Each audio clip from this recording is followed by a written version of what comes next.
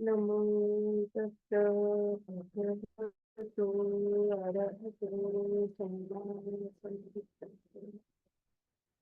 Namo tassa bhagavato arahato samma sambuddhassa. Namo tassa bhagavato arahato samma sambuddhassa.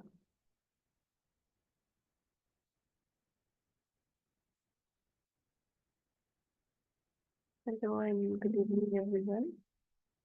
Today, we'll continue the reading of the book Life is Meditation, Meditation is Life that we have started reading last week. We have completed first part of the Noble Eightfold Path. Today we'll read the second part,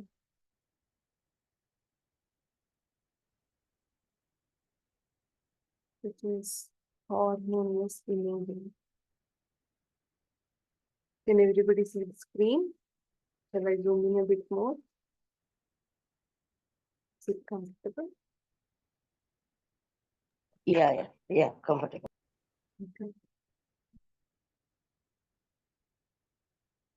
Nanda madam, would you like to read?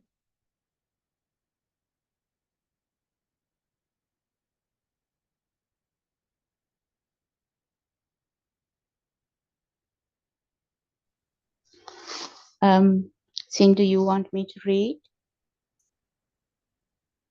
Can you? Sindhu, do you want me to read? Yes, Nanda madam. Thank you. Samma Sankappa, harmonious imaging or right thought.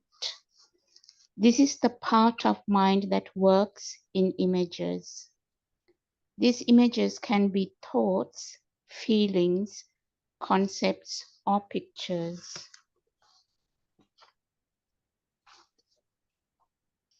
Harmonious imaging, right thought, is the consciously taking of an idea or feeling, then making it recognizable and easily translated by mind. For example, when a meditator is practicing loving kindness meditation, the instructions are to bring up a feeling of happiness, joy, calmness, etc., and feel that image. This is consciously replacing an unwholesome image, wrong thought, such as fear, anxiety, depression, sadness, etc., that is currently present. Then the meditator substitutes that unwholesome image, which is wrong thought, with a wholesome image like happiness, joy, peace, calmness, total acceptance, smiling, or any other uplifting image that one can think of. Now one is purposefully feeling that wholesome, uplifted image. If the meditator consciously brings up a wholesome thought or image like happiness or joy, they are training themselves to develop harmonious imaging, which is right thought. In the Majjhima Nikaya Sutta 19,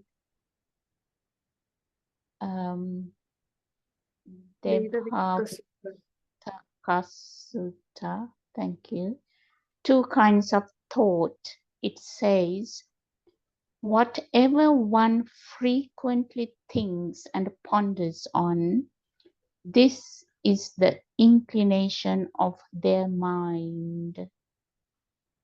It is necessary to develop the skill of consciously manifesting a wholesome image of happiness and peace in one form or another, so that happiness, joy, and relief will be present in all of our activities.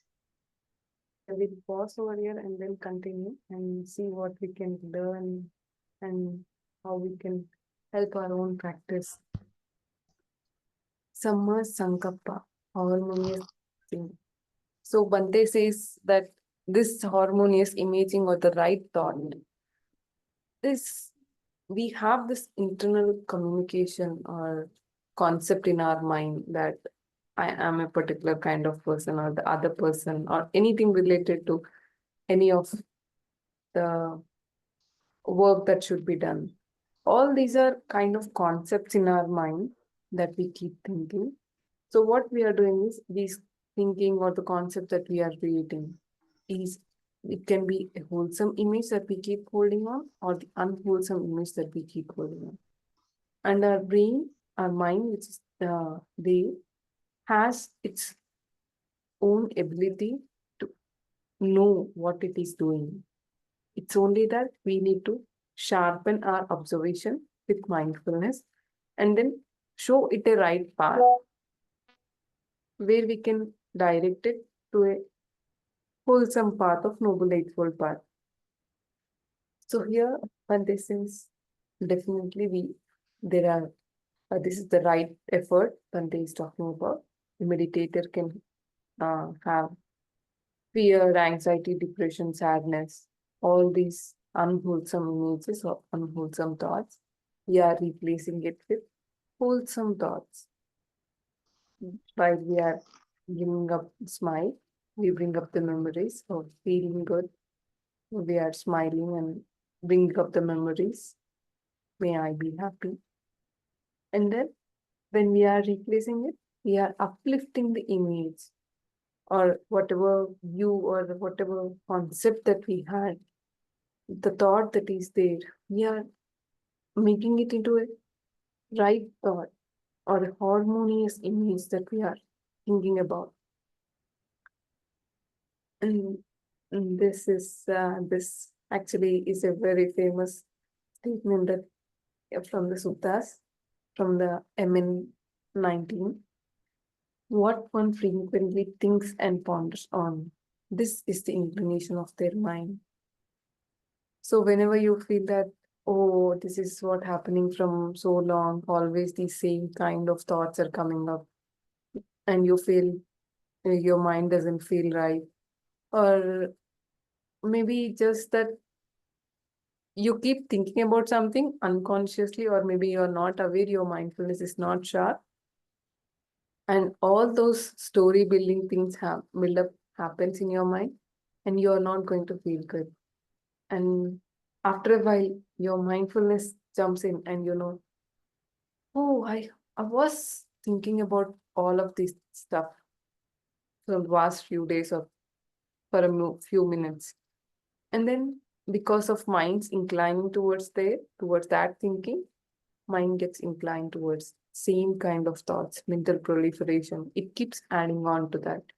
Instead, if you think in a positive way, right image or right thought or a wholesome way, your mind gets uplifted, and the more you incline your mind to wholesome thoughts, the more your mind feels happier.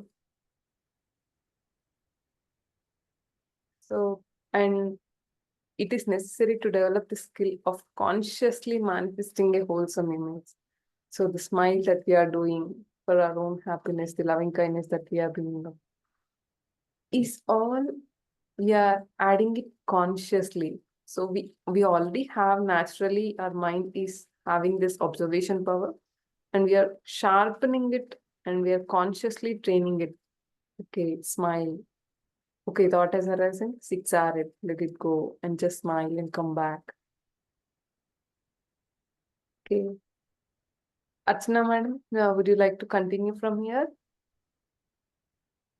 Yeah, I can. It is necessary to develop the skill of consciously manifesting a wholesome image of happiness and peace, one form or another, so that happiness, joy, and relief will be present in all our activities. When the meditator is practicing the breathing and relaxing meditation, any distraction that pulls attention away from the object of meditation, such as lust, aversion, restlessness, practical application of the Eightfold Path, uh, and, sorry, uh, and doubt are considered to be a happy and wholesome image. The letting go of that unharmonious image, wrong thought, and relaxing, then redirecting mind back to the breath and relaxing is considered to be developing harmonious imaging, that right thought, with a wholesome object of meditation. Why? It is because they are seen and acted on in an impersonal way, harmonious perspective, right view, anatta. On the other hand, if the meditator unconsciously has the image of dissatisfaction, sadness, anxiety, frustration, worry, criticism, pride, fear, or anger, etc., they are including in unwholesome imaging, wrong thought, which leads to suffering and pain. Being being out of harmony with an image that the meditator holds on to cause the desire to control and to fight with what it is the present moment. This pulls away from the present moment, and the meditator begins to think of all of the reasons that they don't like that image. This is how craving and clinging to the false idea of a self or atta identification that unhappiness perspective arises. These images lead to lot of suffering and dissatisfaction in the present moment. As stated earlier, any time the meditator takes an unwholesome image of what arises in the present moment to, to be I, me, mine personally, they will try to control it, fight with it, and force the present moment to be anything other than it is, and that is the cause of pain and dissatisfaction. That's dukkha. When a meditator notices this habit of indulging in unhappiness image, wrong thought, feelings, opinions, concepts, emotions that are identified with as being mine personally, and they are able to gently relax and let go of that image and then softly replace it with a harmonious image, right thought.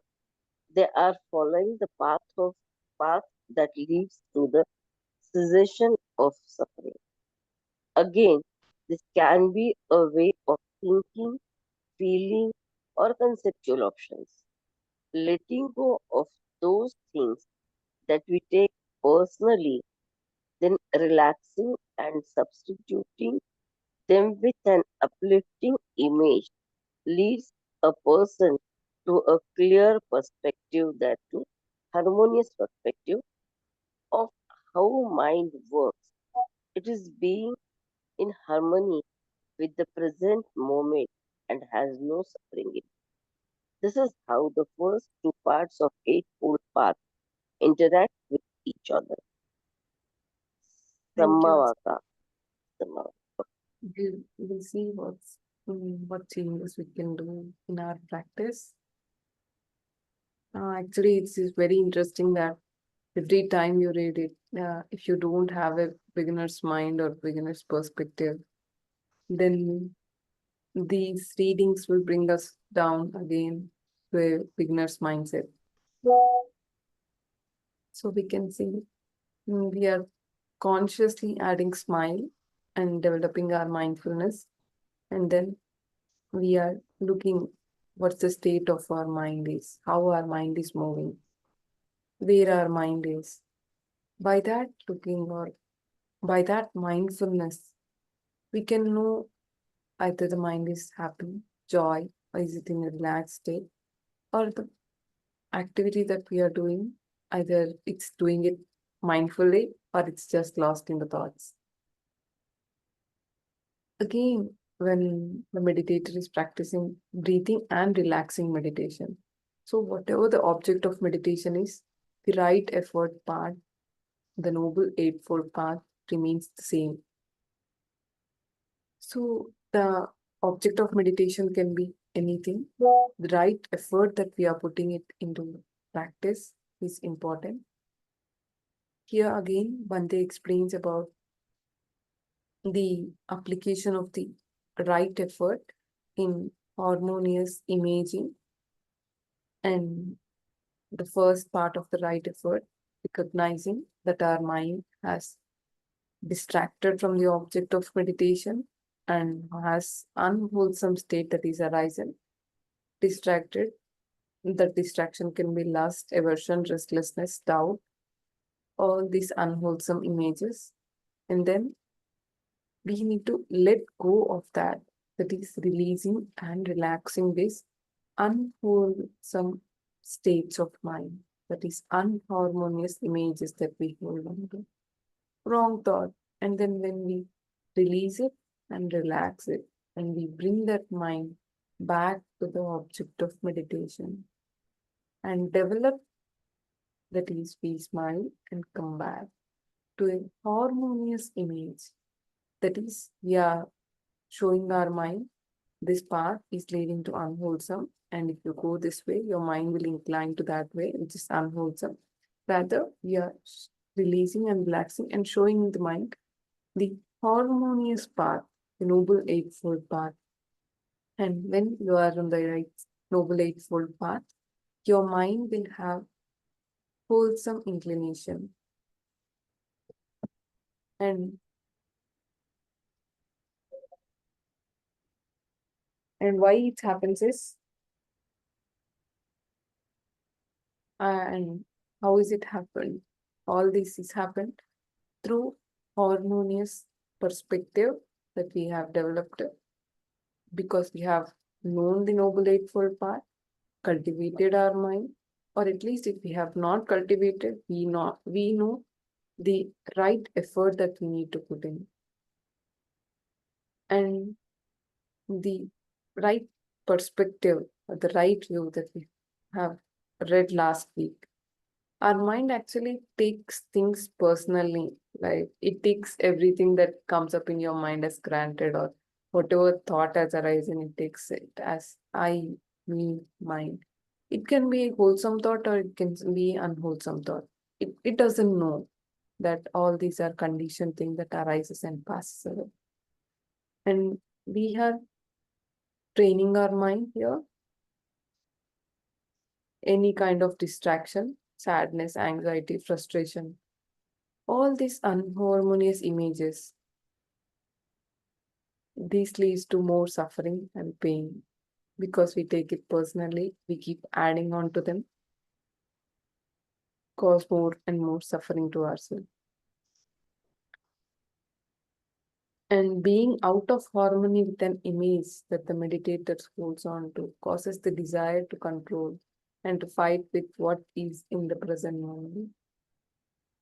So whatever image that we hold, or the right view or a right perspective, if there is no right harmonious perspective, then we take whatever that is there as being the right and act accordingly.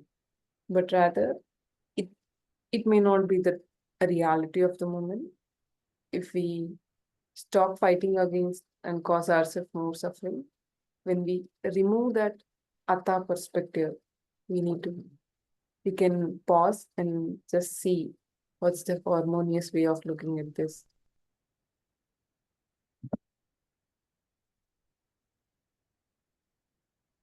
And definitely mindfulness is the key here. Mindfulness along with the right effort,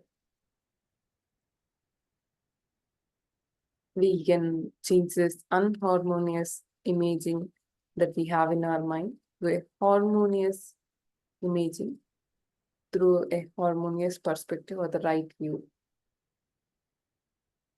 And here Bhante talks about the Atha and Anatha perspectives. Meditate, whenever we are meditating or whoever the meditator is, when there is an unwholesome image that is coming up or a thought that has come up, our mind takes it personally. Oh, my thought regarding my personal situation. And then we try to control it. Okay, if this has come up, and then we go into mental proliferation. And we cannot be in a present moment when we are taking things personally and our mind is stuck in the mental proliferation. And because of this, there is a lot of tension, tightness, pain, dissatisfaction, and dukkha, suffering. But when we recognize it, that we have indulging in unharmonious imaging, wrong feeling, giving more attention to those kinds of thoughts, when we recognize it, then we use the right effort, let it go, relax, smile, and bring up the wholesome image, harmonious image, or the right perspective. And we can see here, as we keep reading this Noble Eightfold Path, it's very, almost all the Noble Eightfold Paths, all 8 are interconnected. It's not that now I'm practicing this, I'll not do that, or you cannot separate one from the another. All of this should be included in your practice, in your daily life. And there's a wonderful sutta in Majjhima Nikaya. I hope I'll bring up soon. That sutta actually gives how all these are connected, how harmonious image, right effort, right mindfulness, right effort, all of these things are how they are connected, how one cannot be done with another is given there. Okay. Gopinath sir, would you like to read?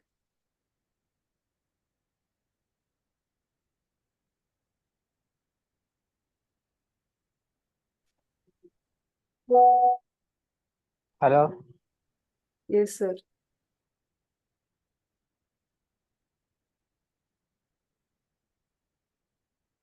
I'm sorry, you're on mute.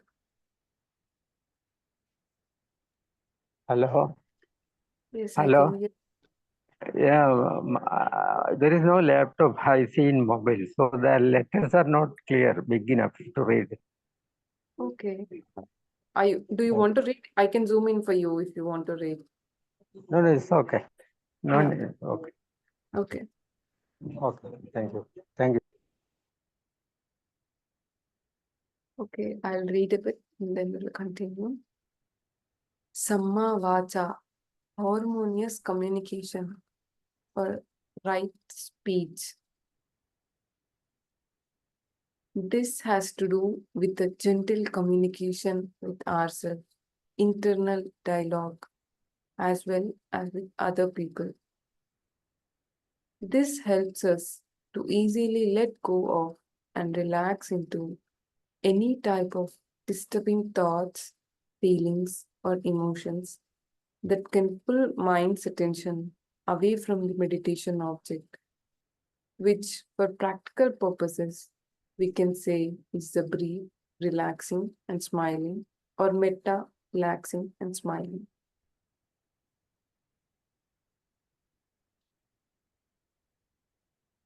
Any kind of self-criticism or any kind of anger, dislike, worry, anxiety, dissatisfaction, condemnation, or a want to make things to be the way I want them to be in our communication with ourselves. Our internal dialogue is a form of suffering. For example, anger with oneself, criticism with oneself, dislike of our own actions and thoughts, and others is bring out of and others. Criticism with oneself, dislike of our own actions and thoughts and others is being out of harmony, wrong speech with the present moment. This leads to a personal belief that all thoughts, opinions, and concepts are I, me, mine, which leads to excessive clinging or thinking about and identifying with those thoughts.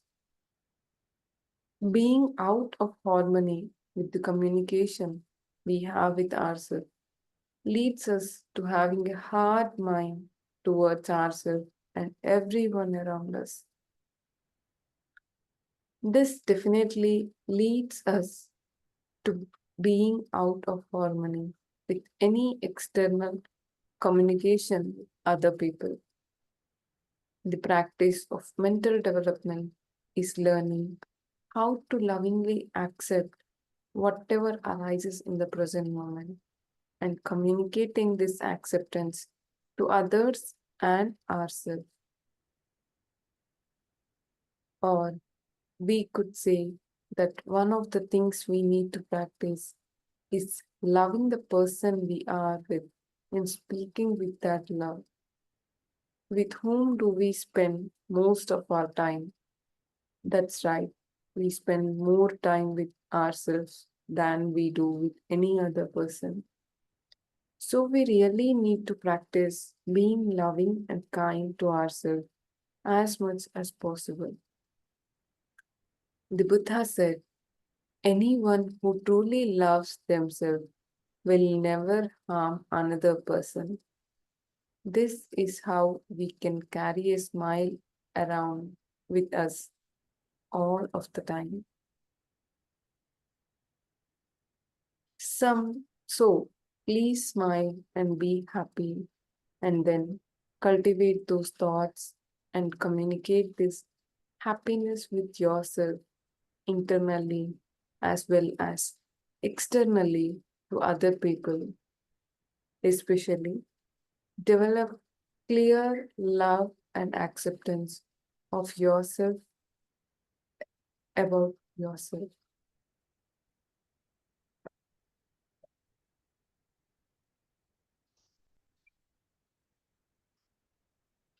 So this is harmonious communication. It is right speech.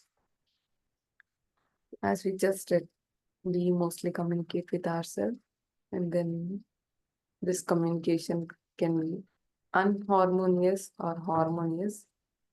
Even if we are practicing, if we are not mindful, we are lost in unharmonious communication with ourselves.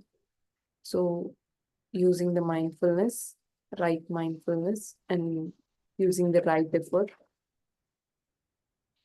we can change the unharmonious communication to harmonious communication.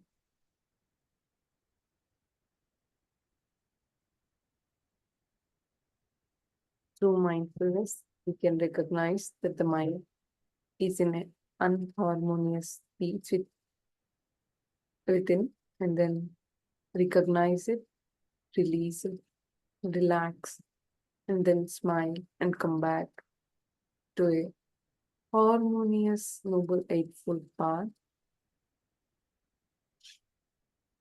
And this communication that we have with ourselves can be of any kind, like self-criticism, anger, dislike, worry, anxiety, dissatisfaction, condemnation, or just wanting things to be the way I want them to be. This wanting or the craving that we have, even in our communication, through our imaging, through our perspectives. And because of this, we cause ourselves suffering. And here an example has been given where we are being unharmonious through our wrong speech and we criticize ourselves, and because of that, definitely the people around us are also getting affected. So what we do is we recognize, first be kind to ourselves, and then we be kind to others as well. Bringing the replacing that wrong speech with the right effort and right mindfulness, and letting go of those unharmonious speech into harmonious speech.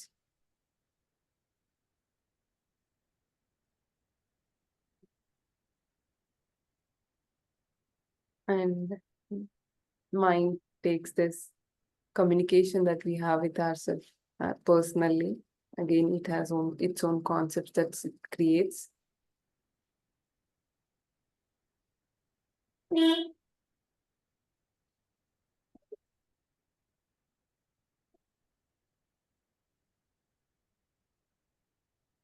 Again, here Bhante talks about harmonious communication with oneself and also with the other people. Bhante here has highlighted this. The practice of mental development is learning how to lovingly accept whatever arises in the present moment and communicating this acceptance to others and ourselves.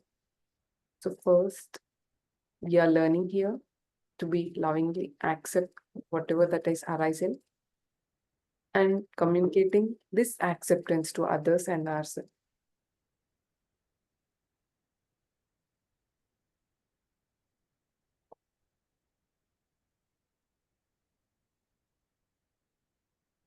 And anyone, this is from the Dhammapada verses, anyone who truly loves themselves will never harm another person.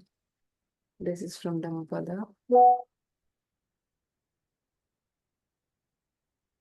And Bhante wants us to carry the smile around all of the time.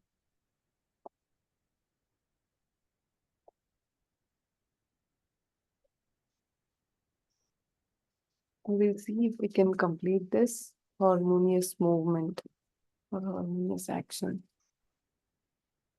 Yeah, I think we can complete it.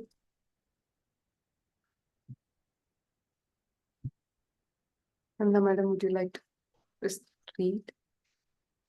Yes. This is number 4. Samma Kamanta, Harmonious Movement, also known as right action. This is very important when one is learning how to meditate. Seeing the movements of how mind's attention goes from one thing to another is what meditation is all about. Why? Because when we meditators train their observation powers, which is right mindfulness, they begin to see clearly exactly how mind's attention goes from being on the breath and relaxing to a sound, sight, taste, smell, touch, or thought. This is clearly observing exactly how the movement of mind's attention is seeing the process of dependent origination and how it occurs. Being in harmony with this is the way to seeing the impersonal nature of all these slight movements and processes. The more interest the meditator puts into watching how one's attention occurs, the more precise one's understanding becomes. This observation of how mind's attention works is especially helpful in letting go, relaxing, and smiling when the meditator has a hindrance arise. Hindrance in Pali is nivarana. When a meditator doesn't like or see the way mind moves and then tries to control this movement, they are experiencing harmonious movement, that is wrong action. For instance, when a hindrance, nivarana, arises, such as restlessness, if the meditator tries to push the hindrance away or to stop the hindrance from being in the present moment, they are trying to stop mind's movements from the way they naturally occur, and this is harmonious movement, which is wrong action, within the practice of life. If a meditator tries to stop or suppress mind's natural movements in such a way, the force of that concentration will temporarily stop mind's attention from moving, but this is only for a short period of time.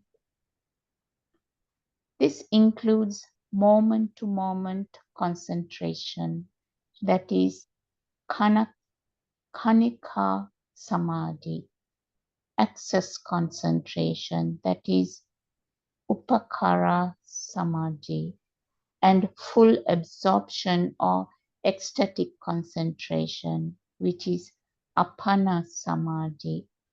All of these types of concentration are considered to be different forms of one-pointed concentration.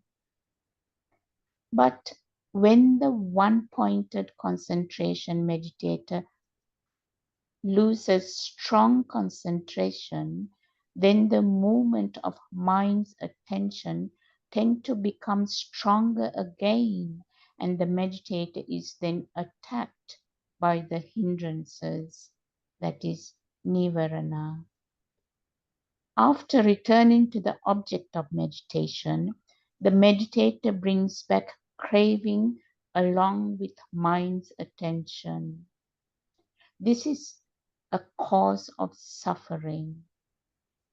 This is how unharmonious perspective, that is wrong view, unharmonious images, that is wrong thoughts, and unharmonious communication, that is wrong speech, in one's daily activities arise, which can cause huge amount of dissatisfaction, that is dukkha. This is where true self-responsibility for our own actions can really be seen. Seeing exactly how mind's attention moves from one object to another takes interest and precision. Watching these slight movements of mind's attention is the thing that makes meditation so incredibly interesting and fun to observe. Thank you, Nanda madam. Very interesting, actually. That's how we meditate, just enjoying, letting the mind relax. Great reading. Now we are going to see harmonious movement or the right action.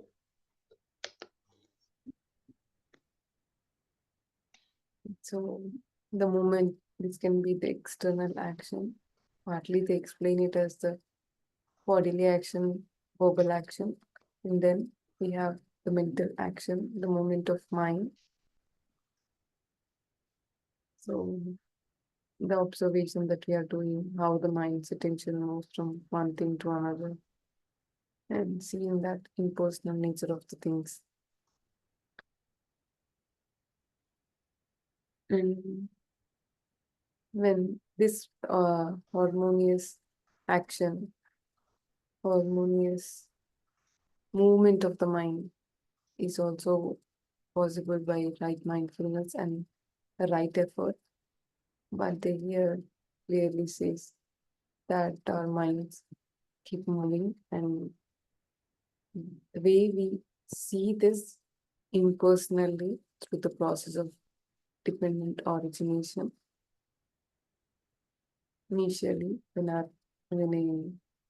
movement of mind has happened, it can be for a moment it can be an object of meditation. Then the thought or attention can be moved to any of the senses, and how it has moved, what has arisen first by our observation, by our mindfulness, we know how it has happened, how our mind, which was in harmony with the object of meditation a while ago, and now it is in unharmonious situation. And we gradually relax, and gently bring it back to the object of meditation and make the unharmonious movement into a harmonious movement. So this being in harmony is always the way we are seeing the things. Being in harmony with this is the way of seeing the impersonal nature of all these slight movements and processes. So the mind keeps moving, and even for a second, if you're not mindful or your mind just grabs onto what has arisen as personally, which is impersonal, but you take it personally, you cause yourself suffering. So if we want to be in harmony, we have to consider seeing things as they are, with its true nature, being them seeing them impersonally, having the three characteristics of the things in our mind established: anicca, dukkha, and anatta. And here we can see the more interest the meditator puts into watching how mind's attention occurs, the more precise one's understanding becomes. So it's always about the interest that we are putting into our own practice. Bhante says no meditation sitting is going to be the same. Every meditation sitting you have to enjoy, you need to experience, and just keep watching along with mindfulness and right effort and right collectedness of your mind. Here, Bhante is talking about letting go, relaxing, smiling. When the meditator has an intention, which is right effort, and when trying to control things, taking things personally, causing us more suffering. That moment which is unharmonious moment.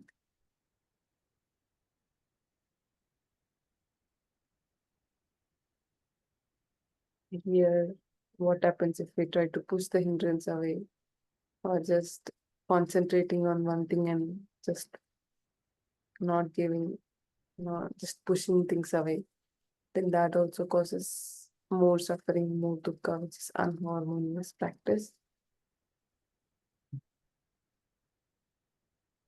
But then you talked about different types of concentration practices and what happens if you do that, and again we are doing the right effort in harmonious movement as well.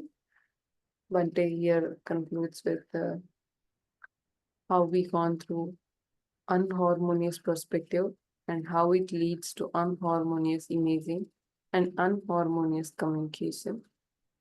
And all of this, because of that unharmonious communication, it keeps inclining to unharmonious speech or action. So as soon as these things keep happening, when you recognize through mindfulness and natural observation, when you recognize that these things are unharmonious, you use the right effort and bring that mind's attention back to the harmonious practice. And this can happen only when we have this beginner's perspective or beginner's mind, where we have constant interest and have this enthusiasm in our practice, where we take interest in our own practice, keep smiling, and do things as if we are doing it for the first time, and just then letting that mind stay with the object of meditation. And watching the slight movements of mind's attention is the thing that makes meditation so incredibly interesting and fun to observe. Bhante here he's talking about the links of the dependent origination. Okay, I think we'll stop here and we'll see. Yes. Anybody has anything that they have learned today or want to add in their practice, want to share their insights, can share now.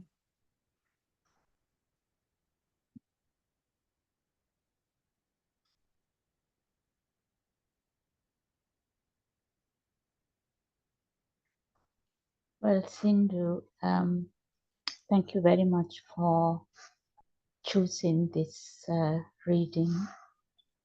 It is to me really an eye-opener.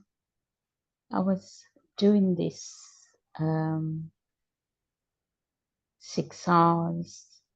It does work, but only now I'm beginning to understand in an in-depth way how everything is connected, the dependent origination and the importance of anatta, training our mind to not take anything personally. It is a beautiful reading, very, very practical. I'm sure from now onwards, my daily meditation will be really changing because I have so much insight into how the 6 hour works now, which I didn't have before, how important the 3 marks of existence is and the Four Noble Truth, and how the Noble Eightfold Path all integrated, interconnected, and now how our minds actually move away from hindrances into samadhi and upekkha.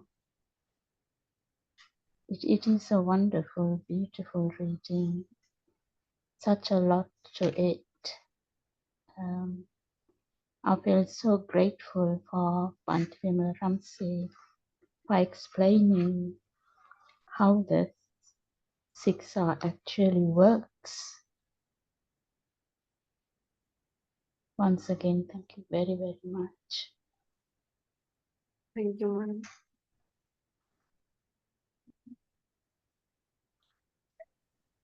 And I even learned as usual a lot. Archana ji, would you like to say something? Yeah, I can. No, I just wanted to say that as usual, I've learned a lot. Getting ideas very clearly and bringing that in practice will help me a lot. Thank you. You're welcome. Paul?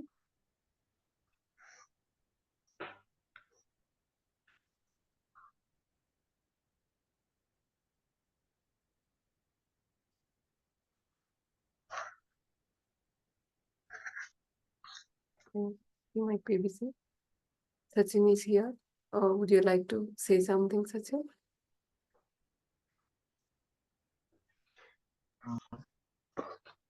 Yes, Sindhu, and thank everyone for joining this session. It is really, these sessions are very helpful in the sense we could able to realize that we need to apply 6 hours in our daily life whenever there is a distraction. And one thing which you have said in last few sentences you have read, like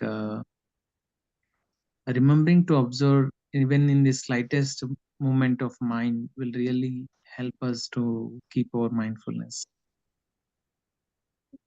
And as Nanda madam told, really we should be very thankful to Bhante Vimalaramsi for his teaching. Thanking you all. Yeah, thank you. And I think we share the merits now.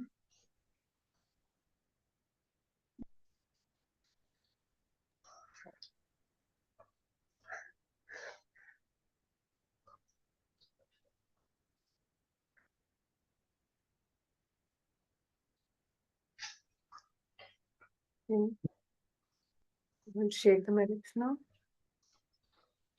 May suffering ones be suffering free, and the fear stuff fearless be. May the grieving shall all grieve.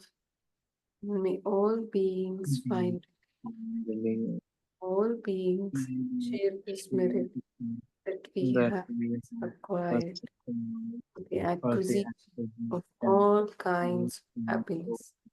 May beings inhabit Beings inhabiting space and Devas, Deva, Nagas, mighty power, share Shade, the gift of ours.